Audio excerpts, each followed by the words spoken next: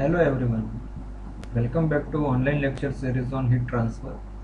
We are continuing with our topic of steady state heat conduction. So let's begin.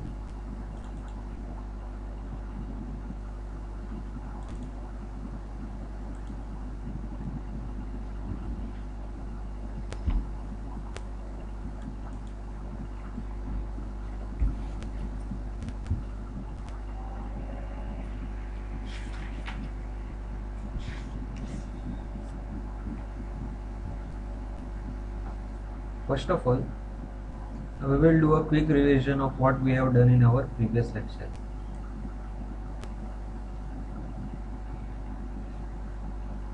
So in our last lecture we have studied only a single theory which was very lengthy. It is obtaining general heat conduction equation in cylindrical coordinates. So we will do a quick revision of this theory and then we will move forward with our next theory of today, which is spherical coordinates. So here,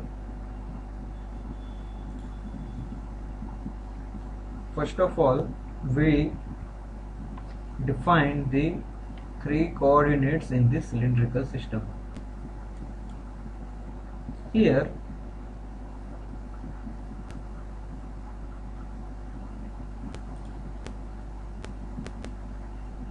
if you remember, in case of cylindrical coordinates we have radius r, then we have height, which is in our case written as z,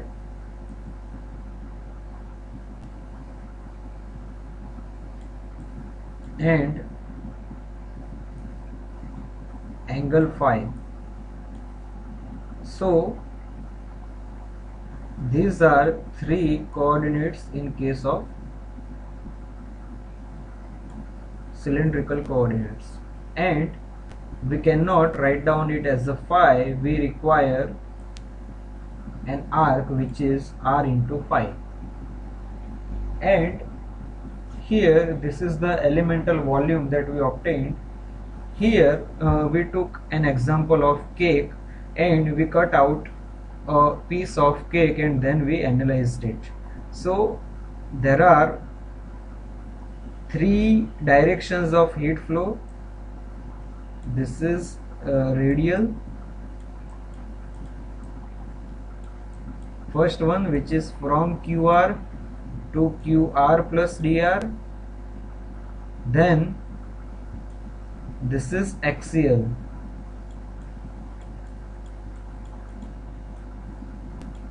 that is QZ plus dz, and the last direction is this, which is tangential.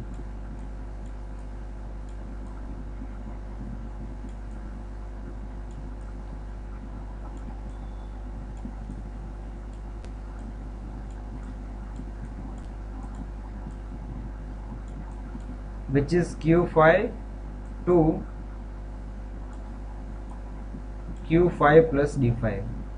So these are all three directions in which heat flow occurs. Okay, so we are currently revising cylindrical coordinates only. Okay, then this is the elemental volume of our infinitesimal volume. dV is equal to dr, r d phi dz, and there are few assumptions that we consider.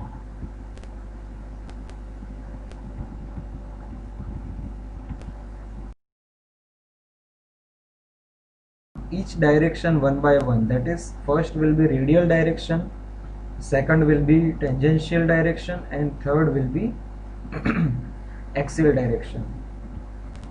So first we calculated heat flux with the help of Fourier's equation, that is QR, and the next is heat efflux, which is QR plus dr, that is given by this formula, and then we calculated the net heat accumulation in radial direction. So we derived up to this. So this is only one of the heat accumulation. Okay.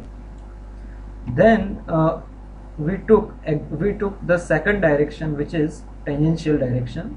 Here the same way we are calculating it again. So this will be the heat accumulation in second direction.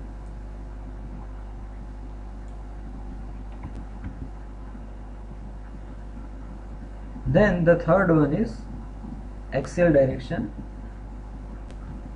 and the same process is followed, and we obtained the third heat accumulation, which is in axial direction. So what we have done in this case is we have summed up all three directions, that is radial direction, tangential direction, and axial direction.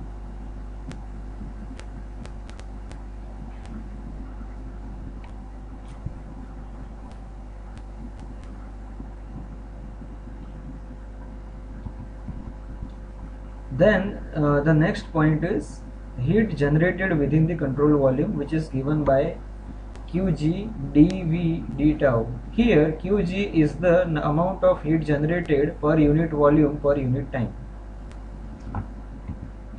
Then this is the fourth one. So those three directions, and this fourth point is heat generated. So this all 4 points will equal to rate of change of energy within the control volume, which is given by this formula rho dVc del T over del tau d tau, which is based on mCp delta T.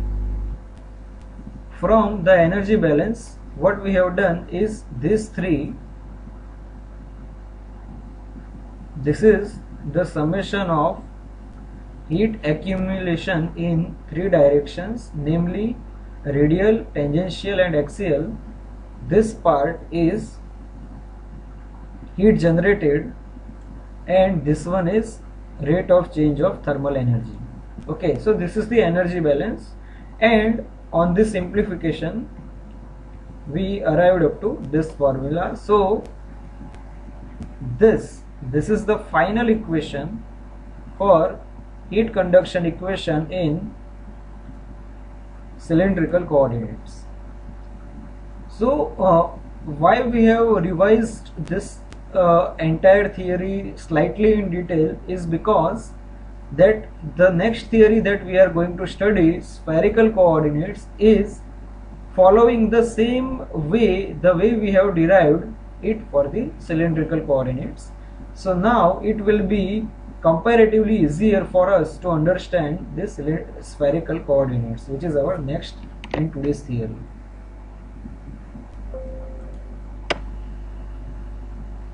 So now let's begin with spherical coordinates. So we will copy this figure first.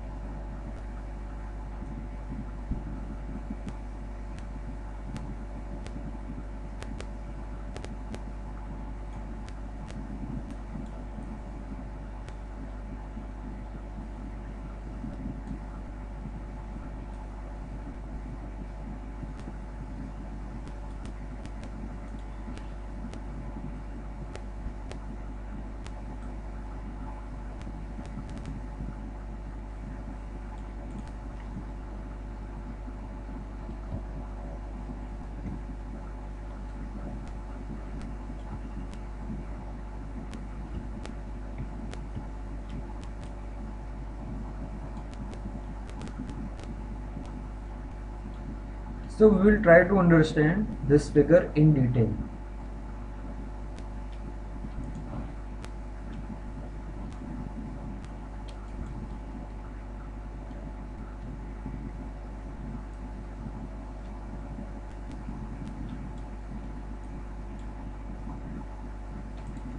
So consider this as our sphere.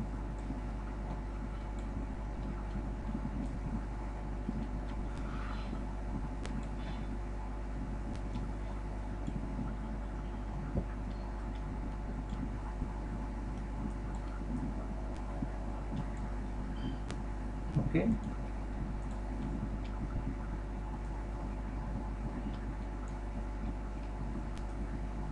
And now if you recall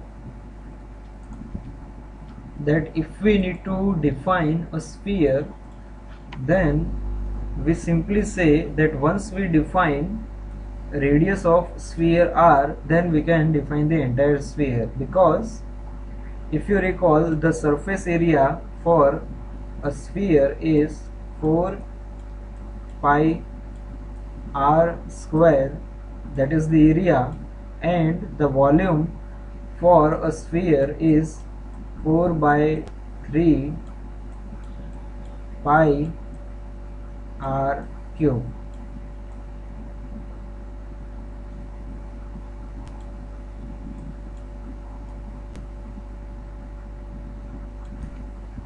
Okay, so here we don't require any other parameter apart from r to define a sphere. However, we will require another two coordinates to describe heat conduction in spherical coordinates. So here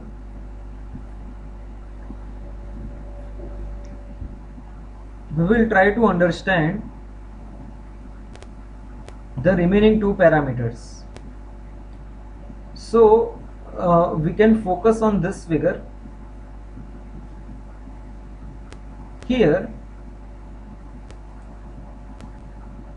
if we took this figure again here somewhere, let us draw it again.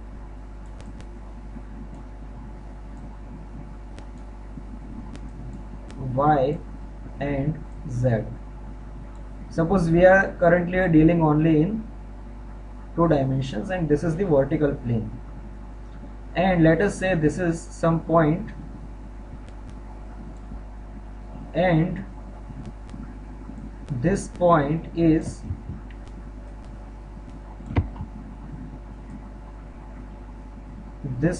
at a radius of, let us say, r. Okay, and this, let us say this is the point T, and it is making an angle of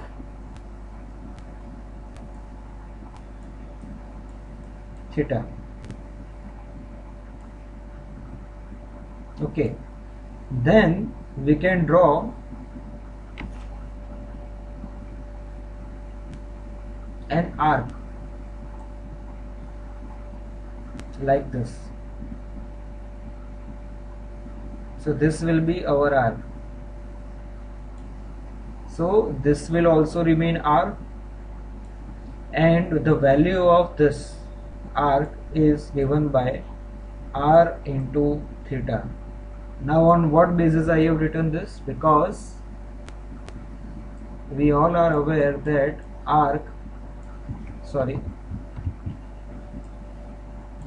angle is equal to arc divided by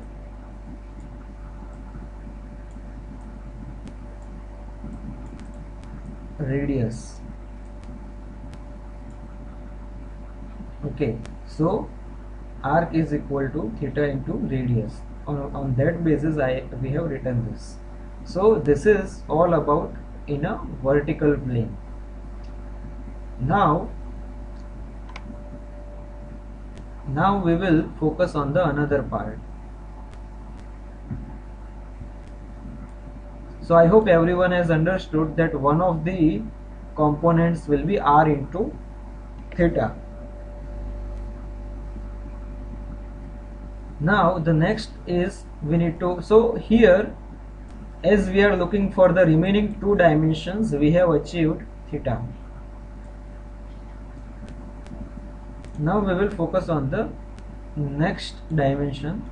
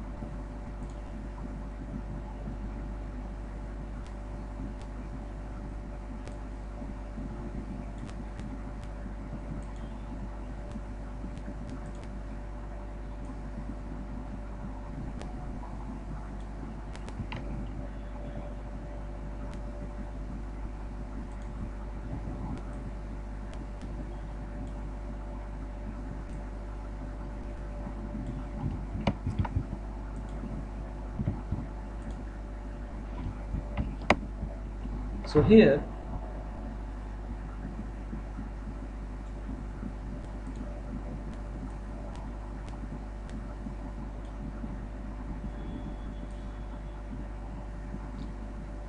let us say this is the sphere, and we will draw a horizontal plane on this.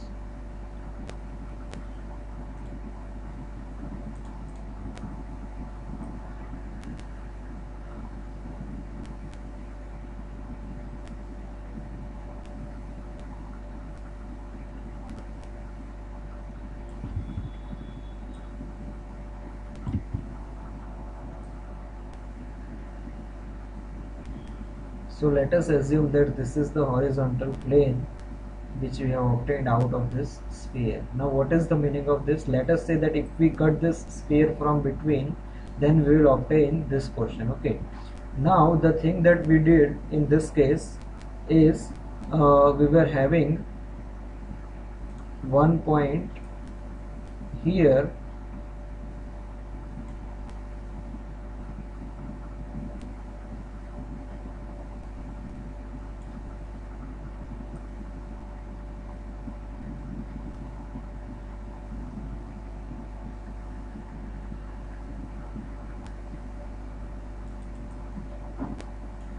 so this was, if we recall,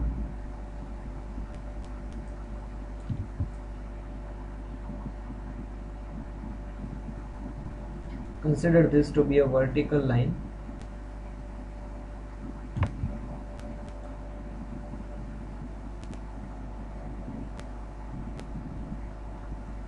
So this angle was theta. Okay, and for that theta we were telling that this value is r into theta. That is our previous case. Now what we require is arc in the horizontal plane. So for that, if this is radius r and this is angle theta, so here the radius, the reflection of radius on this horizontal plane will be this.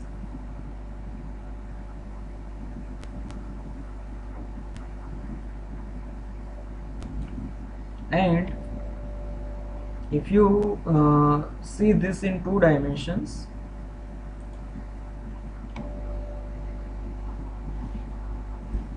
then I will redraw this again in 2 dimensions. This is our radius r,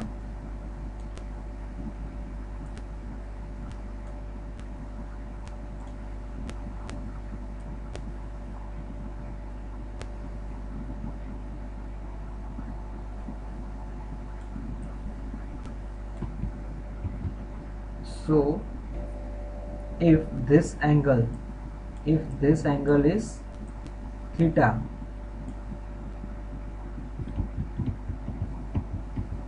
okay, here we will put it as r over this corner, and let us say that this angle is theta, then this portion, as you are all aware that this is called r cos theta, and this has to be r sin theta. That is the decomposition of a vector in x and y axis.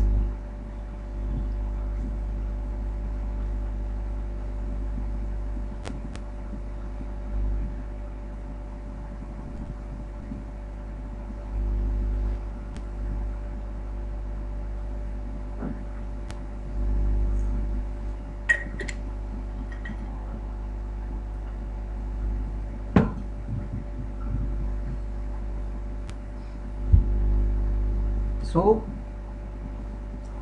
what we are trying to say, that this green portion will be r cos theta.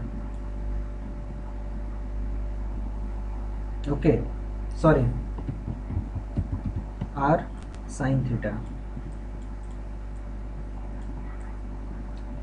So what we can say, that if we focus only on this circle, then we can say that this entire circle is of radius of r sin theta. So now I will redraw this circle again.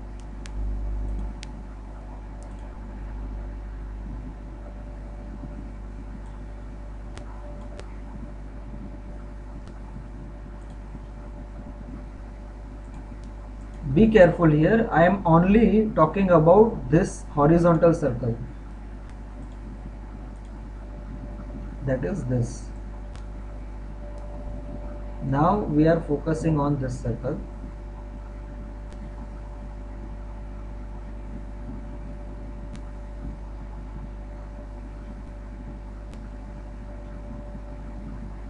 Okay, and as you are aware that for this circle we are having this as a radius, whose radius is r sin theta. Okay, and now what we are going to do, this is our horizontal plane, and now let us say that we are having a piece of a circle, not the whole circle, which is having an angle of phi. This is completely a separate angle from this theta. Theta was angle with the vertical axis. Now this is the angle with horizontal. So now our formula was angle equal to arc divided by radius. Okay, so now if we need to obtain this arc, that is this portion, let us say we are looking for this portion,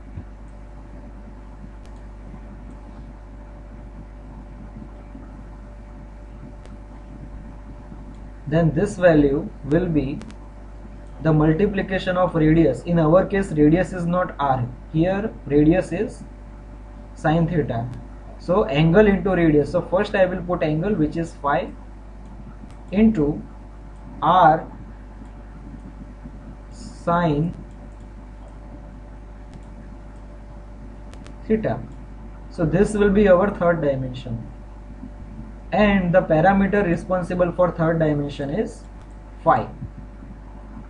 So this looks a little bit complex, so you can go back again and revisit this entire process, that what we have done. So now if you see the three dimensions that we are having in case of spherical coordinates,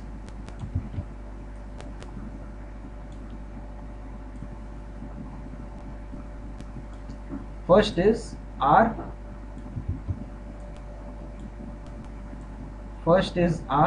that is our standard radius, then second is r into theta, that we obtained over here, r into theta, and the last one is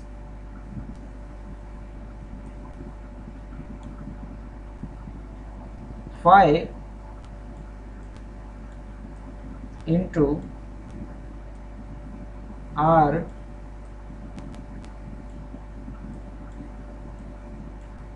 sin theta.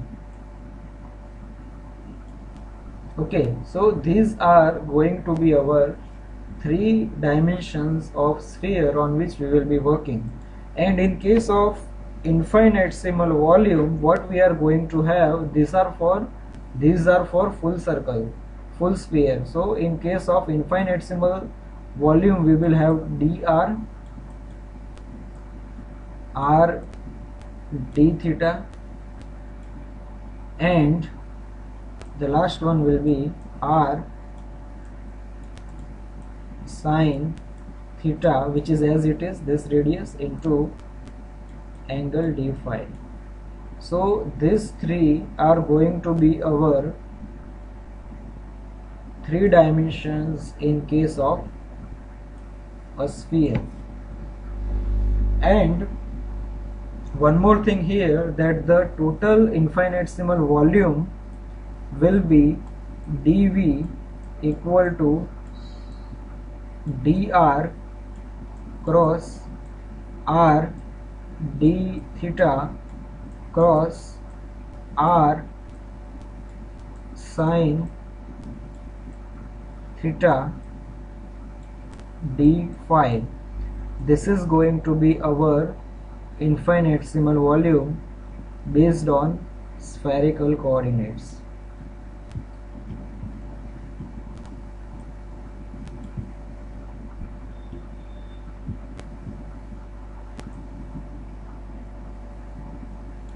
So this is the way we can obtain the three dimensions. However, I still want to tell you that we have only discussed this part. Now we are going to discuss about this part.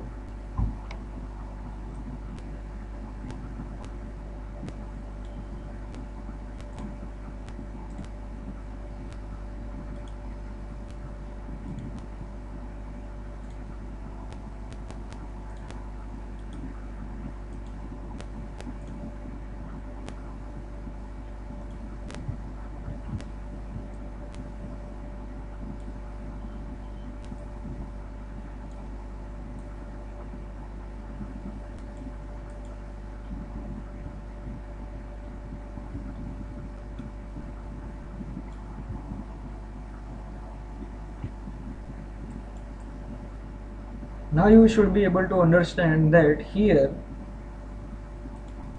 our first dimension is this. Okay, we will take radial first. So let us say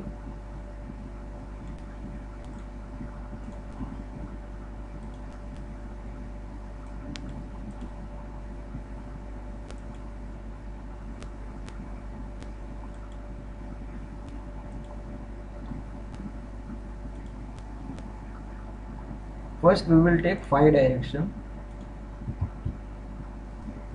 that is this. Our first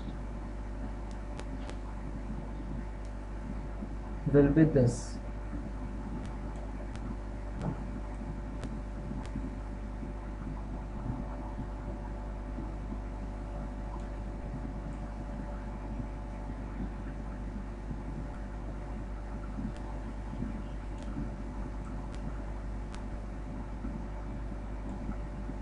So this is the entry of phi direction,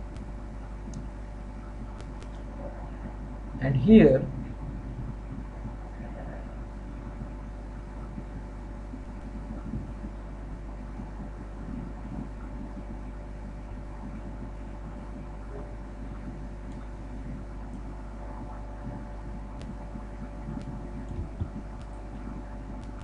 this will be the exit of phi direction.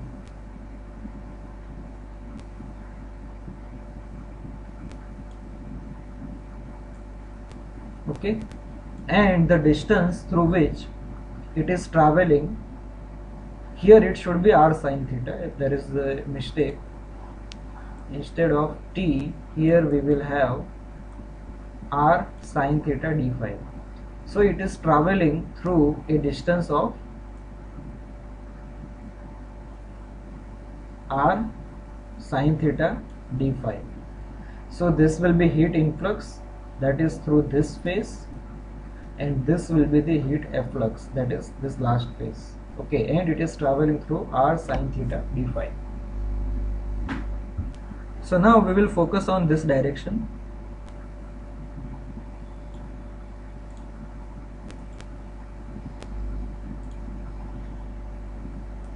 First of all, let us go through the introduction part of this theory.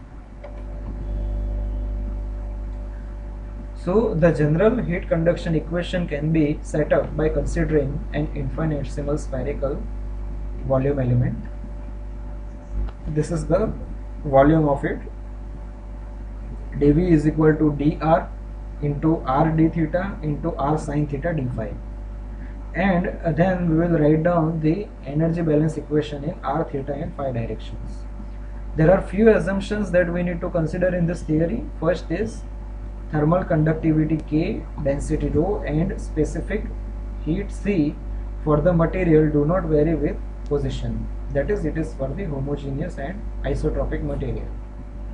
The next is there is a uniform heat generation at the rate of Qg per unit volume per unit time. So now we will discuss about phi direction.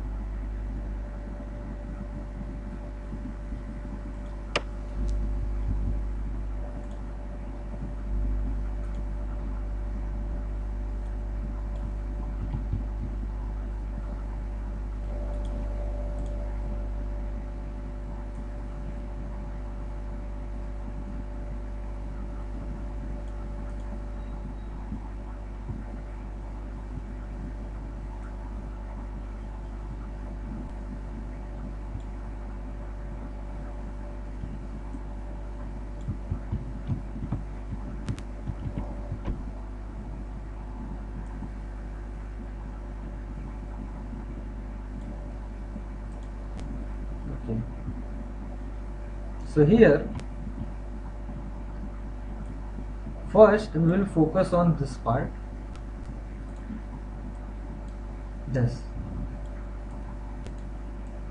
that is the heat influx.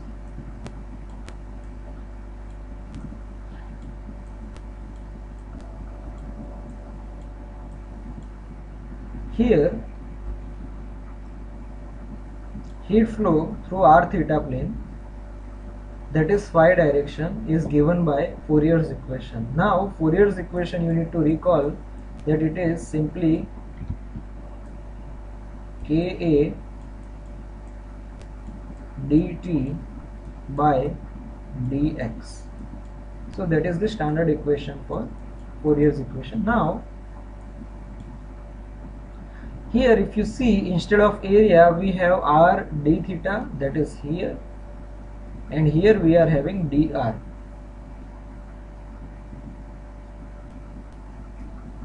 Here we are having dr. So this is the area, dr into r d theta is the area. Now here instead of this x term, that is the linear dimension. In our case that linear dimension is this, that is, let me write down separately over here, that is, it is r sine theta d phi, that is the value. So if you see, del t is fine. Instead of dx we have this value, that is r sine theta into del phi. So r sine theta is as it is here, and instead of d phi we are having del phi, and d tau is there. Okay, so this is actually time rate, that's why d tau is over here, and then we have taken it over here. That's why it is in the multiplication on the right hand side. So this is the heat influx equation for the phi direction, and then heat efflux. So now we are, heat efflux is actually this dimension.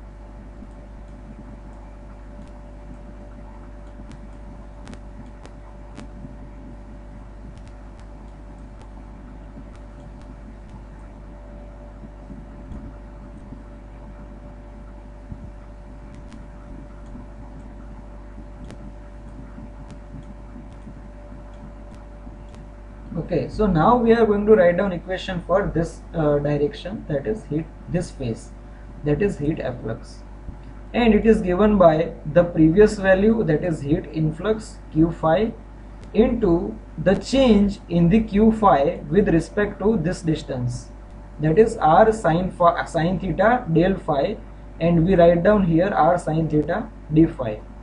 This may look a little bit complicated, but if you go through our previous theories of Cartesian and cylindrical coordinates, it will be easier for you to understand this formula.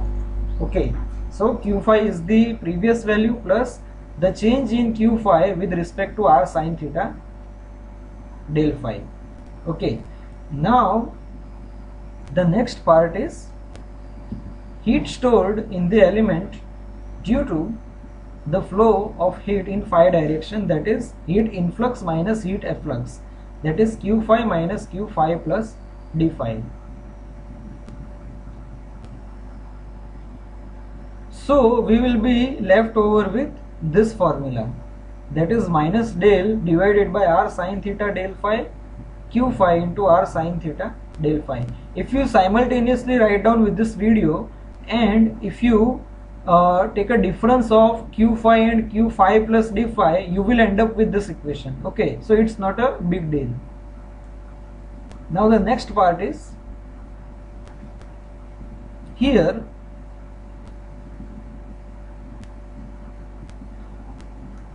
instead of this formula q phi, instead of q phi we have written this whole formula. So if you see in the next equation we don't have q phi, and instead of q phi we have written this part.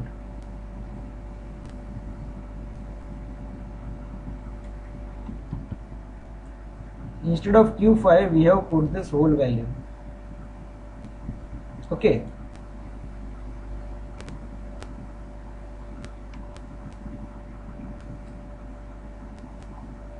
So then I have directly written this formula. However, we will go into detail of this, that here the derivative is with respect to phi. So we need to find out those values which are independent of phi. So here k is independent of phi, dr is independent, r is independent, d theta is independent, r is independent, sin theta is independent. However, del t upon del phi is not independent, and d tau is independent. So this 4, 5, 6 and 7 terms can be taken outside, and the same thing we have done here. See, k is here, dr is here, r d theta is here, and this r sin theta, which is not part of differentiation, is taken in the front, that is here. R sin theta d phi is here, that is this one, and this r sin theta is taken outside, and this is already present. R sin theta is already present over here, which will get multiplied with this r sin theta, so it will be r square sin square theta. And what will be left inside this part, if I need to write down, the thing which will left inside is this.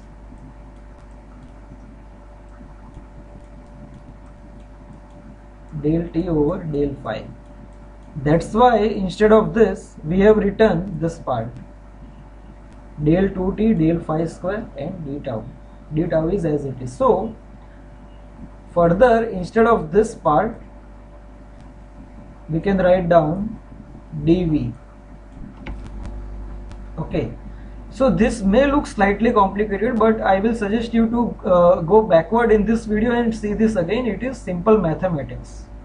Okay, so this equation is dq phi, that is heat accumulation due to heat flow in phi direction, that is this.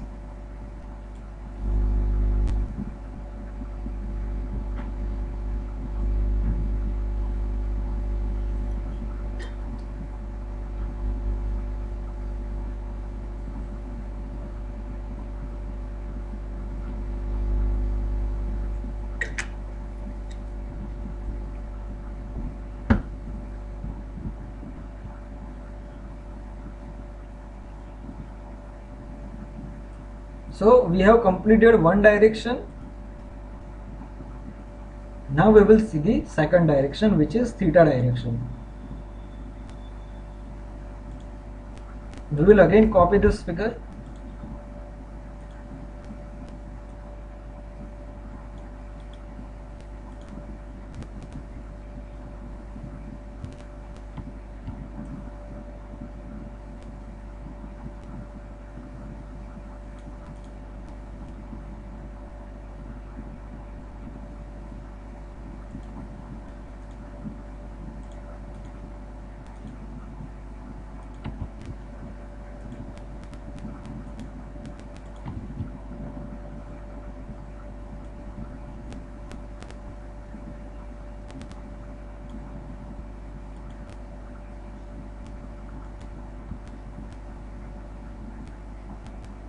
So now we will be dealing with theta direction.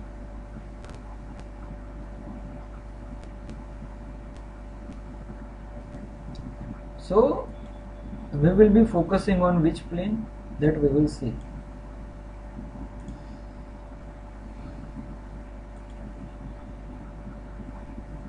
Theta direction will be through this face.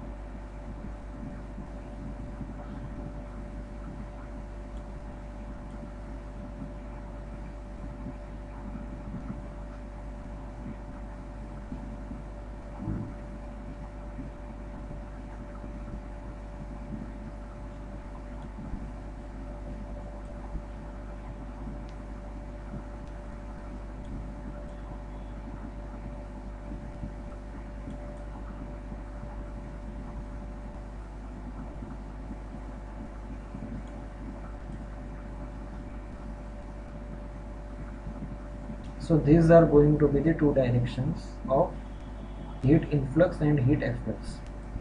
Now if you see that here the heat flow through R5 plane, that is theta direction, is given by heat influx. This is based on our Fourier's equation, and if you see this portion, this is the area. Now why this is area? Because one dimension is dr and second dimension is this, that is here this is r sine theta d phi.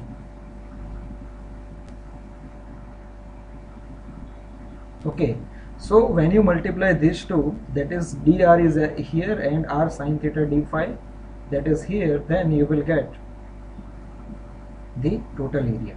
Okay, and here the distance through which it is traveling is this.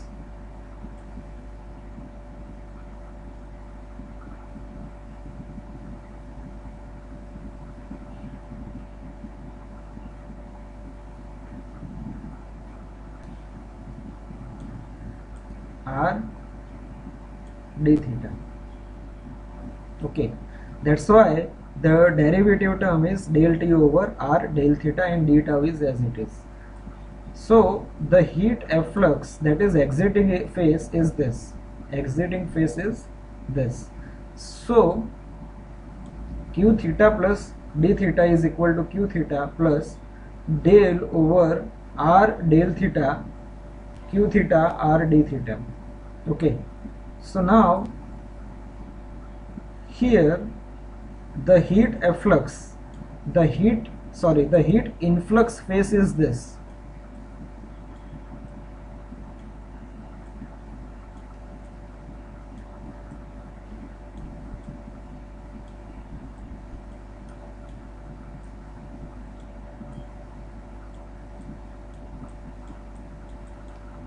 And heat efflux phase is this.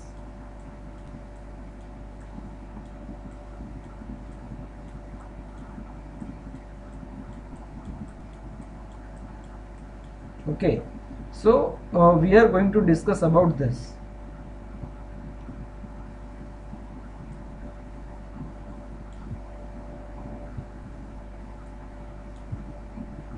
Here the heat stored in the element due to flow of heat in theta direction is given by heat influx minus heat efflux. That is the difference between these two. So it will finally result in this formula. And here instead of q theta we will be putting this formula.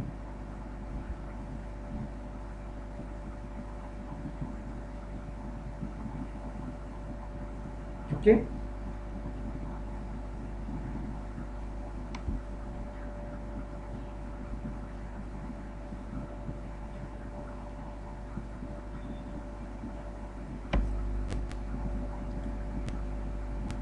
So here we have arrived up to this formula, and now the derivative, if you see, the derivative is with respect to the theta. So we need to find out those values which are independent of theta. First is k is independent, dr, r, sin theta is not independent, d phi is independent, r is independent, d tau is independent, and these two are already separate.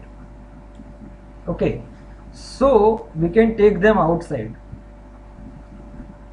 So if I need to rewrite this equation over here, then it will be equal to minus 1 upon r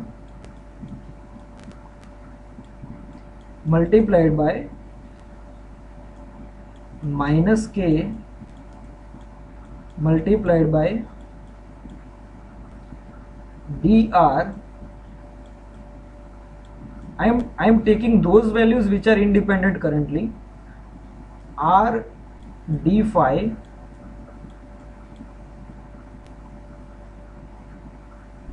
d tau into r d theta into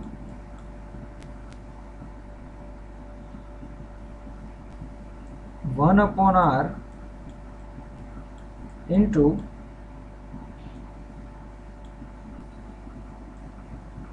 del over del theta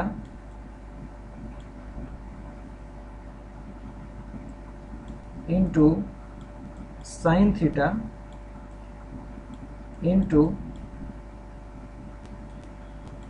del t over del theta. So now if you see here, our total volume was dV, which is equal to dr into r d theta into r sin theta d phi. So how many terms we are having to form a volume here? We have dr, we have r d theta, we have r d phi, but we don't have sin theta here because sin theta is inside this. So what we will do, that we will multiply and divide with the help of r with sin theta. So here the thing which is going to happen is k is as it is, dr into r sin theta d phi, this is the additional sin theta we have added, okay, into r d theta. I haven't intentionally written this r, so it will be written now, that is 1 upon r square, and this part is as additional one. Here we will have sin theta. So this entire thing will form a volume for us, and then del over del theta, the remaining term is as it is, that is sin theta del t over del theta. Okay, so now if you see, we have the same equation which is the next one. Okay, so we have arrived up to this equation, that is the heat accumulation in the theta direction. Now we will see the third and last direction.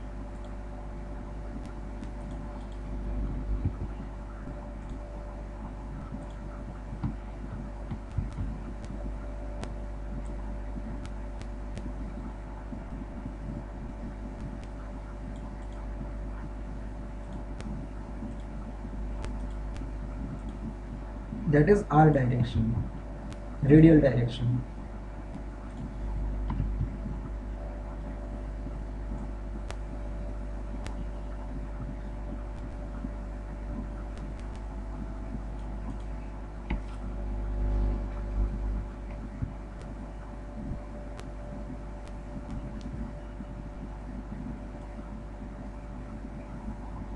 So now we will focus on the radial part.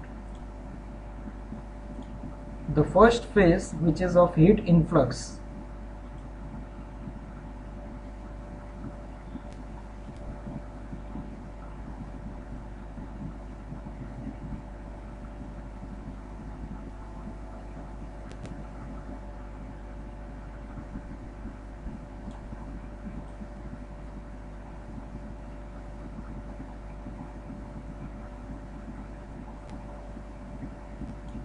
the first is this phase, which is QR.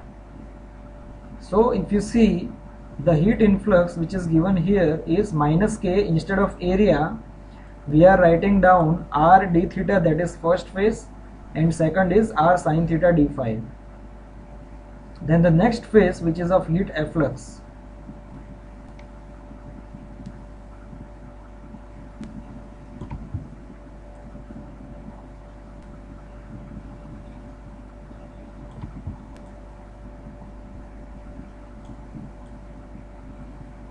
that is currently we are discussing about this phase.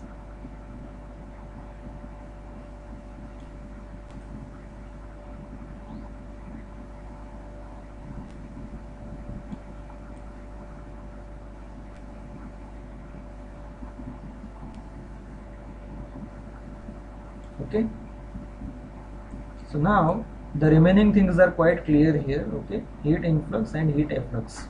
Then the heat stored is given by the difference between heat influx and heat efflux, which is given by this. And instead of this QR, we are going to put this whole equation, that is put over here. Now here the derivative is with respect to the R.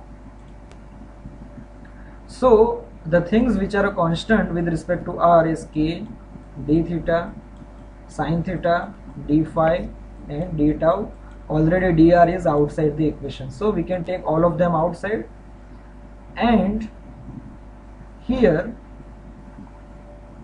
if you see the things which are taken outside, if I write down the next equation over here, then it is equal to minus of minus K into d theta into sin theta d phi d tau dr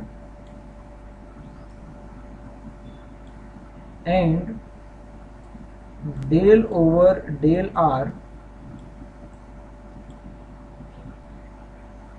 There are two r which are inside, so here r square is there, and del t over del r.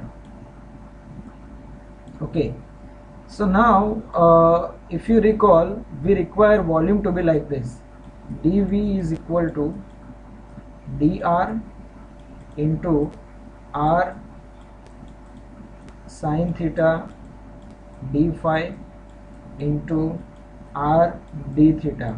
So that was our original volume. So how many terms which we are having right now? dr is there, r is not there, sin theta d phi is there, d theta is there. So still we don't have this r available and this r available, so we require two r's. So we have multiplied and divided with r square. So here finally the things which we are having is k. Here we have added r d theta.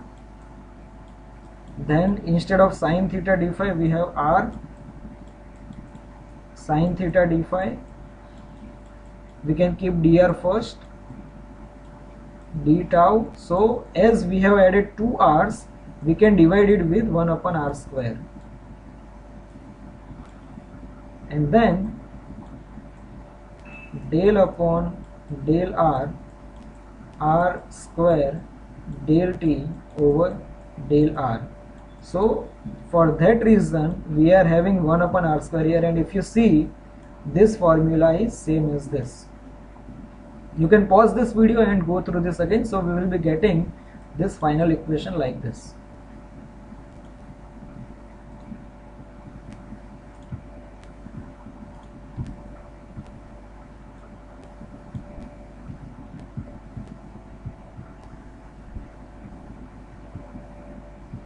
Yes, I can also show you the phases here.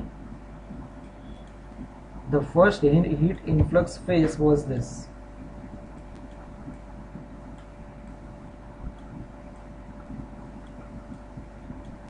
And heat efflux phase is this.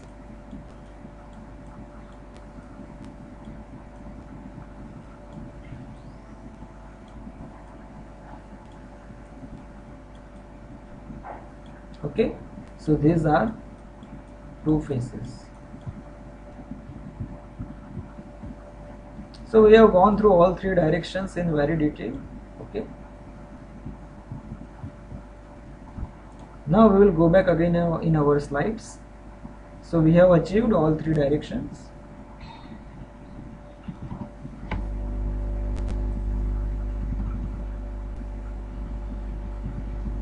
Now the heat generated within the control volume is given by this Qg dV d tau, and rate of change of energy within control volume is given by this formula. And from the energy balance considerations, this will be the total summation. Just wait.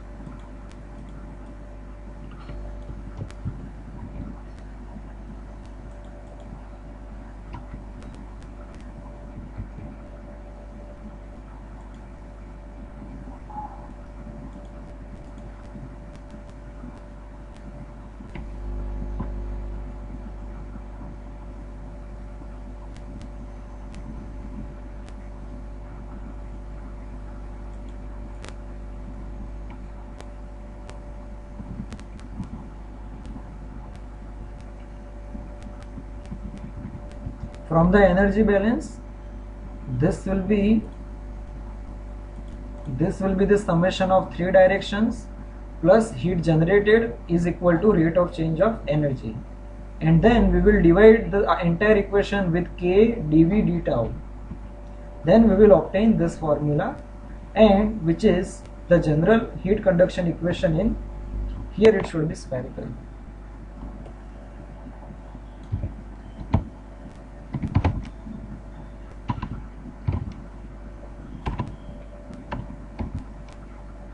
Spherical coordinates. Okay, so